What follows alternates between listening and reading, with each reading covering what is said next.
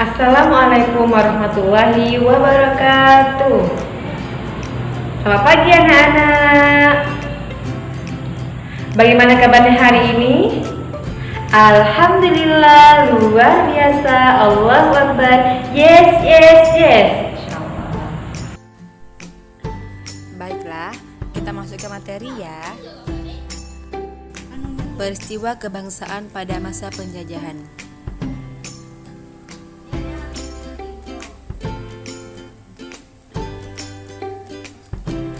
Tahukah kamu hubungan antara cengkeh dan penjajahan yang dialami oleh bangsa kita? Cengkeh memiliki banyak manfaat. Sebagai bumbu masak, cengkeh digunakan dalam bentuk bunga, utuh atau dalam bentuk bubuk. Cengkeh juga dimanfaatkan oleh bangsa Cina dan Jepang sebagai dufa. Selain itu, minyak cengkeh digunakan sebagai aromaterapi dan obat sakit gigi. Pohon cengkeh banyak manfaatnya, sehingga menjadikannya bernilai ekonomis tinggi. Oleh karena itu, cengkeh merupakan salah satu bahan rempah-rempah yang menjadi buruan bangsa-bangsa Eropa. Hal ini memicu terjadinya penjajahan di Indonesia.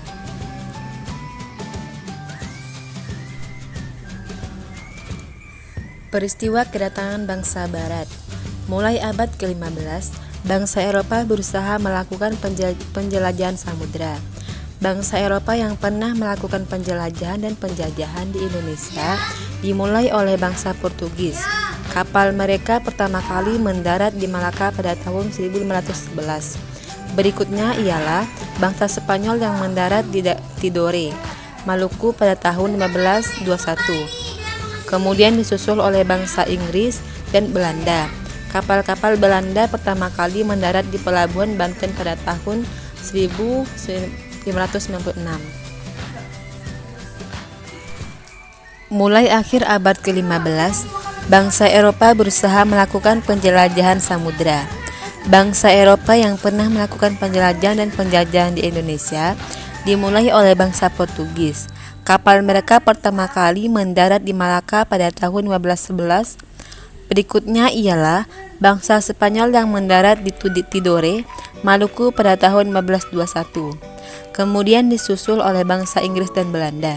Kapal-kapal Belanda pertama kali mendarat di pelabuhan Banten pada tahun 1596.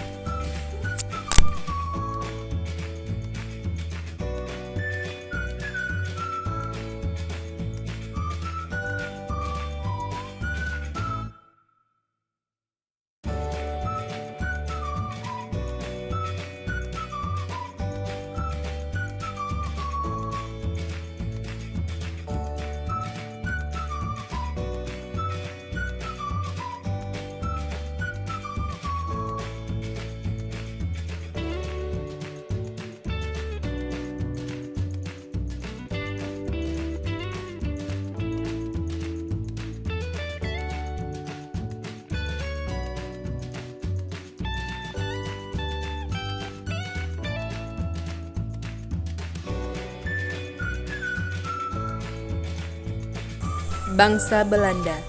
Bangsa Belanda pertama tiba di Indonesia tanggal 22 Juni 1596 di Banten.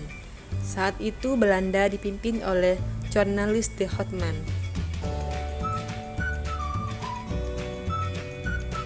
Nah, ada yang tahu apa alasan mereka menjajah Indonesia? Berikut faktor-faktor yang mendorongnya. Yang pertama, adanya keinginan mencari kekayaan. Kekayaan yang mereka cari terutama adalah rempah-rempah. Sekitar abad ke-15 di Eropa, harga rempah-rempah sangat mahal. Harga rempah-rempah semahal emas. Mereka sangat membutuhkan rempah-rempah untuk di industri obat-obatan dan bumbu masak. Yang kedua adalah adanya keinginan menyebarkan agama. Selain mencari kekayaan dan tanah jajahan, bangsa Eropa juga membawa misi khusus. Misi khusus tersebut adalah menyebarkan agama kepada penduduk daerah yang dikuasainya. Tugas mereka ini dianggap sebagai tugas suci yang harus dilaksanakan di seluruh dunia dan dipelopori oleh bangsa Portugis. Yang ketiga adalah adanya keinginan mencari kejayaan. Di Eropa, ada suatu anggapan bahwa apabila suatu negara mempunyai banyak tanah jajahan, negara tersebut termasuk negara yang jaya. Dengan adanya anggapan ini, negara-negara Eropa berlomba-lomba untuk mencari tanah jajahan sebanyak-banyaknya. Yang keempat adalah perkembangan ilmu pengetahuan dan teknologi. Ilmu pengetahuan dan teknologi berkembang pesat, contohnya seperti berikut. 1. Dikembangkannya teknik pembuatan kapal yang dapat digunakan untuk melindungi pelayaran dari ancaman bajak laut dan sebagainya. Yang ketiga, ditemukannya kompas. Kompas digunakan sebagai petunjuk arah sehingga para penjelajah tidak lagi bergantung pada kebiasaan alam. Untuk menentukan arah, biasanya mereka berpedoman pada bintang, sehingga jika angkasa tertutup awan, mereka tidak dapat meneruskan pelayarannya. Dengan kompas, mereka bebas berlayar ke arah manapun tanpa gangguan, baik siang maupun malam. Baiklah, sekian materi dari Ibu. Kalau ada salah Ibu mohon maaf. Akhirul kalam, wassalamualaikum warahmatullahi wabarakatuh.